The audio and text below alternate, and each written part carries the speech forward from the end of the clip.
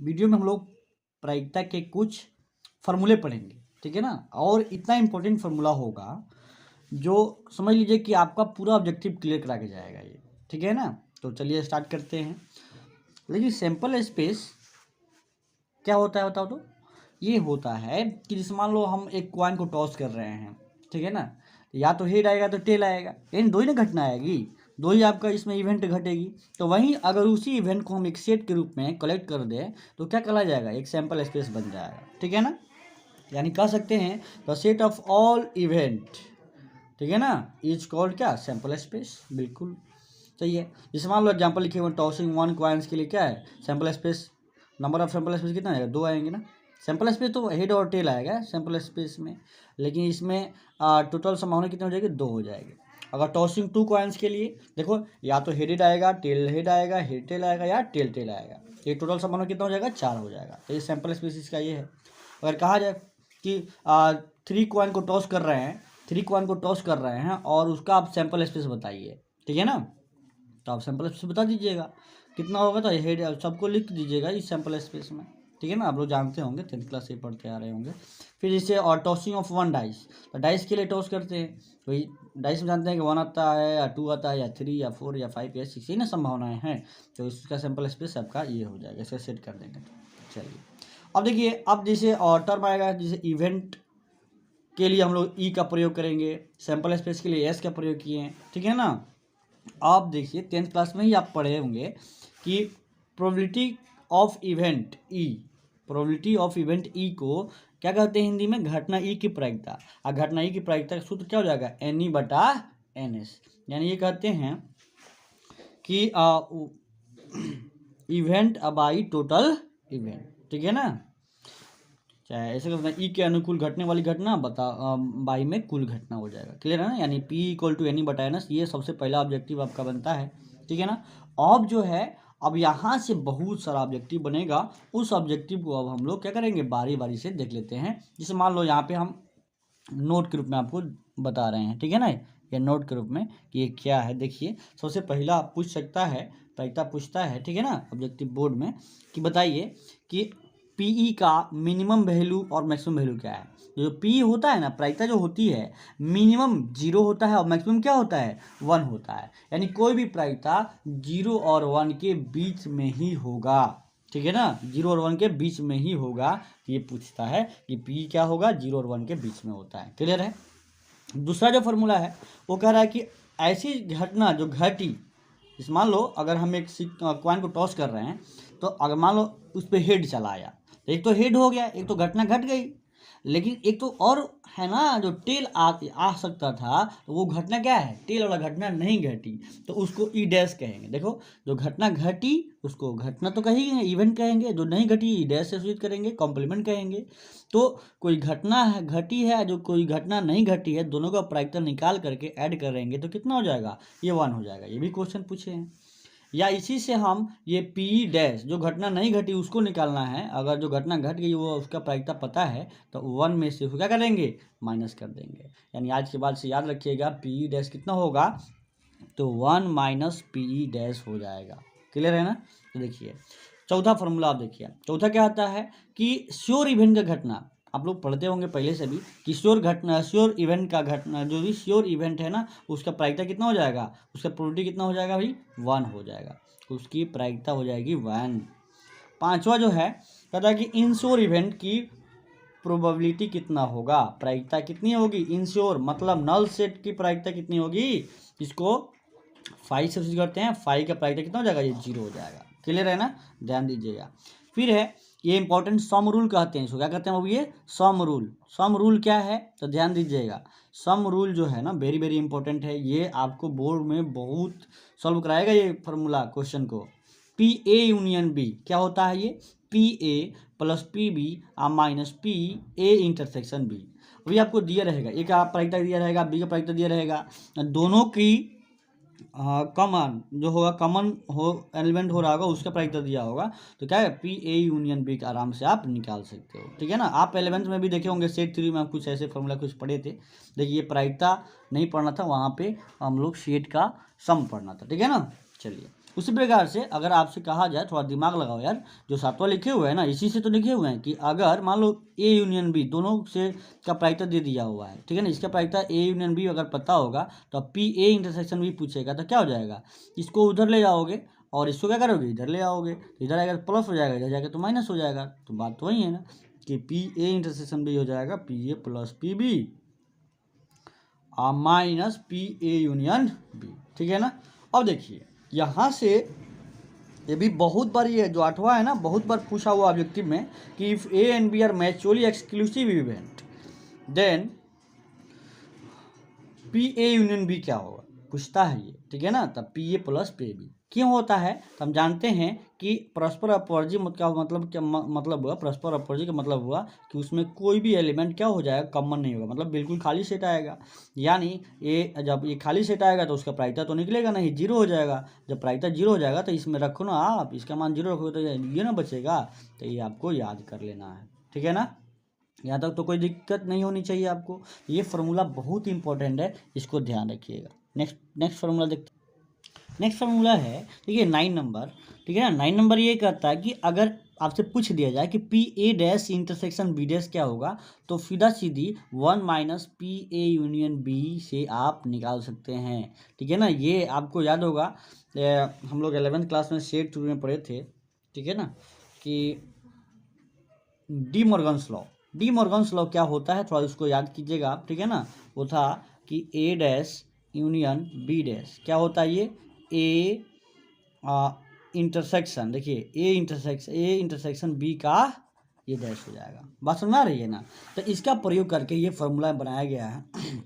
अब देखिए तो ये क्या हो जाएगा, यहाँ से ये फॉर्मूला आपके याद कर लेना है, और यहाँ से इसको हम ये भी कर सकते हैं, जो ये है ना लिखा हुआ है, एक्चुअली ये 1 minus P A union B लिखा है ना, इसका मतलब क्या हुआ कि पी ए इंटरसेक्शन बी, चाहे ठीक है ना, ये क्या होगा, ये पी ए यूनियन बी का क्या है, होल डैश लिखा हुआ है, लिखा है ना, ये इसी के बदले में ये 1 में से घटाएंगे हैं तो ये डैश हट गया है। बस समझ आया। तो ये कहाँ से है, डी मॉर्गन्स लॉ से आया हुआ है। तो उतना आपको बस फार्मूला को ध्यान रखिए, आपका प्रायिकता कंप्लीट हो जाएगा। ये ऑब्जेक्टिव जो भी क्वेश्चन होंगे। 10 नंबर फार्मूला है, बताइए इंटरसेक्शन है तो यहाँ पे यूनियन हो गया, और जब यहाँ पे यूनियन रहेगा ना तो यहाँ पे क्या हो जाएगा, इंटरसेक्शन। तो याद करने में तो कोई परेशानी आपको है नहीं, कोई दिक्कत नहीं होनी चाहिए। अब देखो यही बात है, एक और 11 नंबर पूछता है। 11 नंबर फार्मूला जो है, परस्पर अपवर्जी घटना के लिए ए इंटरसेक्शन बी क्या होता है, 5, और उसकी प्रायिकता कितनी होगी, तो उसकी प्रायिकता पूछेगा तो कितना हो जाएगा, ये 0 हो जाएगा। अब कितना हो जाएगा, ये 0 हो जाएगा, तो नल सेट आएगा, नल सेट का प्रायिकता 0 हो जाएगा। 12 नंबर देखिए, एग्जस्टिव इवेंट रहेगा तो दूसरा कंडीशन क्या होता है, ठीक है ना। तो ए यूनियन बी, यानी ए यूनियन बी जब निकालेंगे ना, ए यूनियन बी जब निकालेंगे, यानी जितने भी घटना होगा अगर उसका यूनियन निकाल देंगे तो उस सैंपल स्पेस के बराबर होता है, तो समझ जाएंगे क्या एग्जस्टिव इवेंट है वो। क्लियर है ना। चलिए अगला जो है ना, अब कंडीशनल प्रोबेबिलिटी, ये आपका यहाँ से क्लास 12th का जो भी एक्सरसाइज है ना आपका 13.1, ठीक है ना, वो आपका यहाँ से क्लियर होगा, ठीक है ना। तो कंडीशनल प्रोबेबिलिटी का मतलब पहले समझ लीजिए, उसके बाद फार्मूला को फटाफट देख लीजिएगा। कंडीशनल प्रोबेबिलिटी में का मतलब होता है कि अगर ए और बी दो अगर इवेंट दिए हुए हैं, तो अगर उसमें से एक इवेंट ऐसा होगा जो ऑलरेडी क्या होगा, उसका वो घट चुका होगा, ठीक है ना। तो कह रहा है कि अगर वो कंडीशन लगा दिया है कि अगर एक ऐसी प्रायिकता निकालिए जो ए और बी दो घटना है तो जिसमें बी क्या घट चुका होगा। जैसे मान लो यहाँ से पूछेगा ई बटा एफ प्रायिकता, इसका मतलब हुआ ना जो एफ एक ऐसी घटना है ना जो क्या है, ऑलरेडी पहले से ऑकुरेंस है, मतलब घट गई है।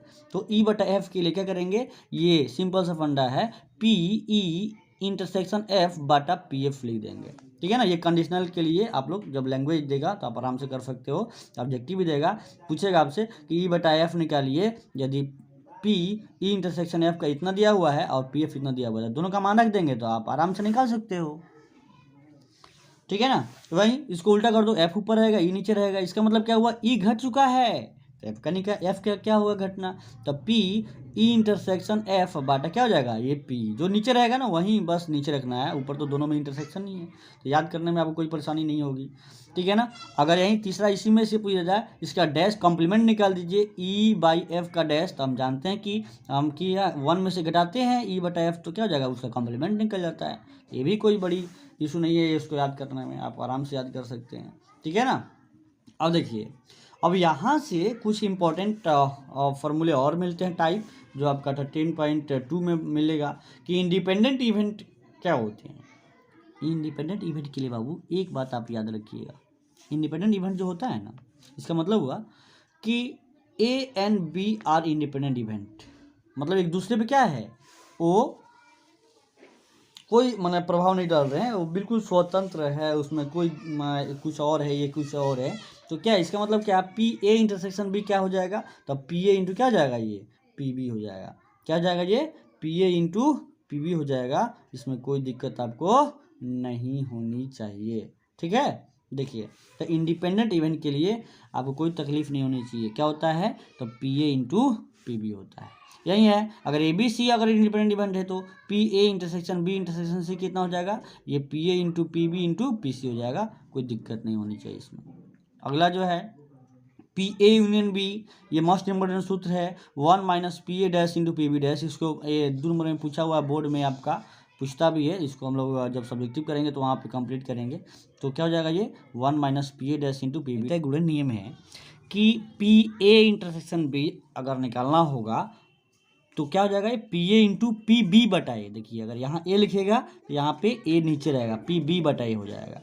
और यहाँ देखिए, पी अगर ए इंटरसेक्शन बी का इस्तेमाल अगर पी बी इंटू क्या पी ए बाई बी भी लिखा जा सकता है, दिख रहा है ना। तो यहाँ P B into P A by B हो जाएगा। क्लियर है, ये कहाँ से आया, तो एक बार थोड़ा बात कर लेते हैं। कंडीशनल प्रोबेबिलिटी में आप लोग पढ़े थे, बताए थे कि अगर पी ए बटा बी जो होता है, P A intersection B by कितना होता है, पी बी होता है। तो बताइए, जब इसको इधर ले जाइएगा तो मल्टीप्लाई करिएगा तो कितना हो जाएगा, ये P A intersection B equal to P A by B I into कितना हो जाएगा, ये पी बी हो जाएगा, है ना।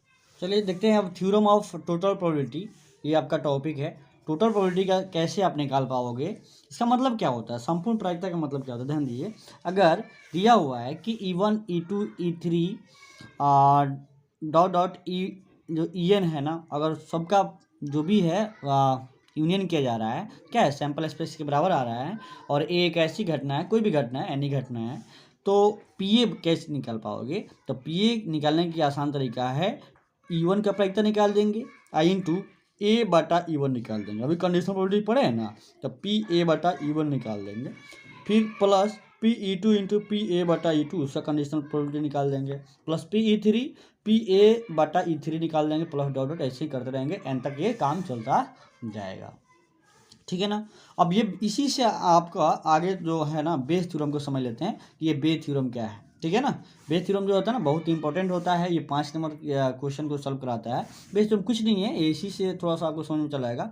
E1 E2 E3 EN ये EN है, ठीक है ना। ये EN जो घटना है ना उसका यूनियन सबका क्या है, सैंपल स्पेस हो रहा है, और कोई भी दो घटना यहाँ से यहाँ तक कोई भी दो घटना ले लो जिसका क्या है, उसमें से कोई भी एलिमेंट कॉमन उसमें नहीं हो रहा है, और ए क्या है, एन इवेंट है, तो पी ई आई बटा ए, ई आई क्या है, एन इवेंट माने ई आई को इवेंट के रेस्पेक्ट में एक रेस्पेक्ट में निकाल रहे हैं, तो क्या हो जाएगा ये, तो probability of E I into probability of A by E I अब बाई ये टोटल प्रोबेबिलिटी, ठीक है ना, टोटल प्रोबेबिलिटी देख रहे हैं ना ये, तो यानी जो इतना है ना ये पी ए का वैल्यू यहाँ पे क्या कर देंगे, ये रख देंगे, तो आराम से आपका हो जाएगा। अब देखिए इसी को हम क्या किए हैं, ऐसे एक्सपेंड किए हुए हैं, देखो ना।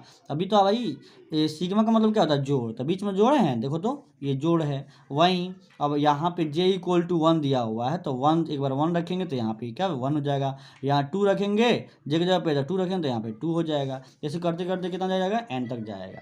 मान लो इसमें से देखिए, मान लो यार नहीं दिखा होगा तो देख लीजिए एक बार, और पी ई आई बटा ए इसी को एक्सपेंड किए हुए हैं, तो पी आई और पी ए बटा ए तो ठीक है ना, और इसको सिग्मा को जब एक्सपेंड करोगे तो P E one into P A by E one plus P E two into P A by E two plus dot dot dot क्या हो जाएगा, P E N into P A by E N. ये आपको याद कर लेना है। और देखिए ये वीडियो देखने के बाद क्या करना है, सारे फॉर्मूला को एक जगह लिख लेना है और लिख करके आपको याद कर लेना है। नेक्स्ट वीडियो ऑब्जेक्टिव का आएगा, ऑब्जेक्टिव वीडियो देखिएगा तो ये कॉन्सेप्ट ये भी फॉर्मूला जितने भी हैं आपका पूरा क्लियर हो जाएगा। तो जब ऑब्जेक्टिव करिएगा तो सारे फॉर्मूला को एक जगह करिएगा, इकट्ठा कर लीजिएगा, देखते रहिए कौन फॉर्मूला पे ये यूज हो रहा है, ऐसे आदत लगाइएगा तो ऑब्जेक्टिव आपका क्या होगा, पूरा क्लियर हो जाएगा। Thank you very much.